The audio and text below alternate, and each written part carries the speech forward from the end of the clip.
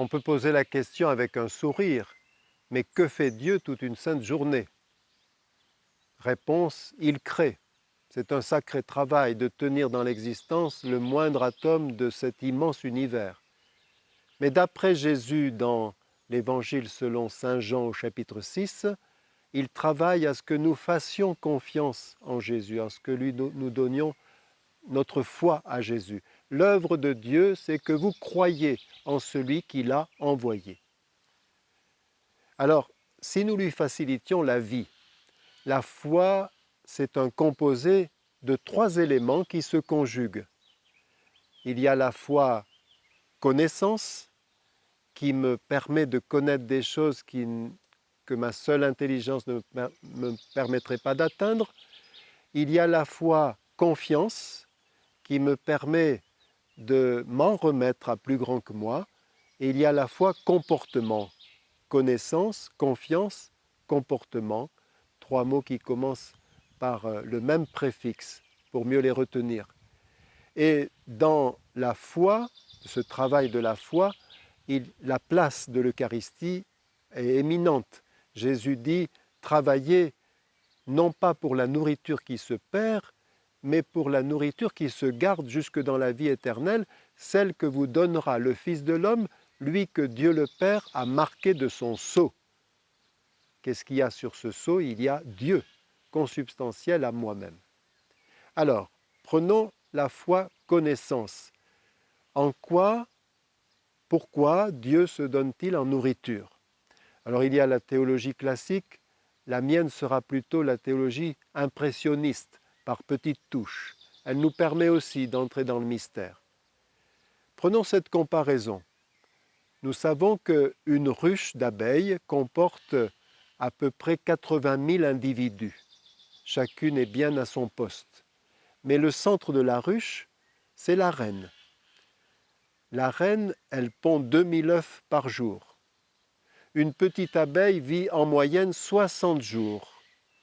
Les butineuses qui travaillent en pleine saison ne durent que 45 jours parce qu'elles collectent le nectar des fleurs, elles l'ingurgitent, puis elles le régurgitent en miel dans les alvéoles.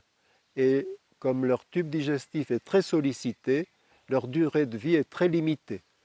Or, une reine, elle, vit 50 fois plus longtemps, c'est-à-dire qu'elle peut vivre jusqu'à 6-7 ans.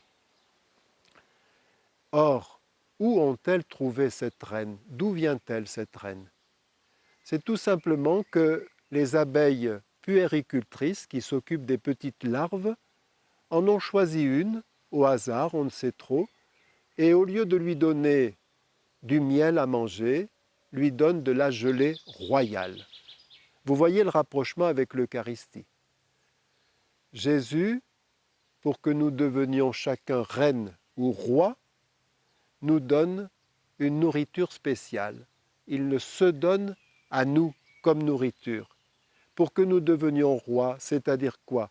Souverains, maîtres de notre personne, de notre vie grâce à lui, et aussi attentionnés au sujet, comme un roi fait en sorte que son pays soit en paix et que ses sujets aient à manger et s'entendent. On sait qu'une petite abeille, au cours de sa vie, fabrique l'équivalent d'une petite cuillère à café de miel. Quand au petit déjeuner, je mange cette cuillère à café, je pense à la petite abeille qui s'est sacrifiée pour moi, comme lorsque je vais communier, je pense à Jésus qui s'est sacrifié pour que je puisse le recevoir aussi simplement que dans une petite hostie. C'est la foi connaissance qui me permet d'accéder un peu au désir de Dieu. Puis il y a la foi confiance. Je m'en remets à plus grand que moi et connaître d'ailleurs, ça ne veut pas dire savoir des choses extraordinaires, inconnues sur la personne, c'est entrer en intimité avec elle. Et je pense à cette belle anecdote qui s'est passée à Colombey-les-Deux-Églises. On sait que c'était la ville dans laquelle le général de Gaulle avait pris sa retraite. Et le général de Gaulle, avec Yvonne, participait à la messe. Et un jour, monsieur le curé n'avait pas prévu une assemblée aussi nombreuse et n'avait pas prévu assez d'hosties. Et quand il a vu qu'il restait encore beaucoup de personnes à faire communier, il s'est mis à partager chacune des hosties qui lui restaient, de façon à ce que tous puissent communier.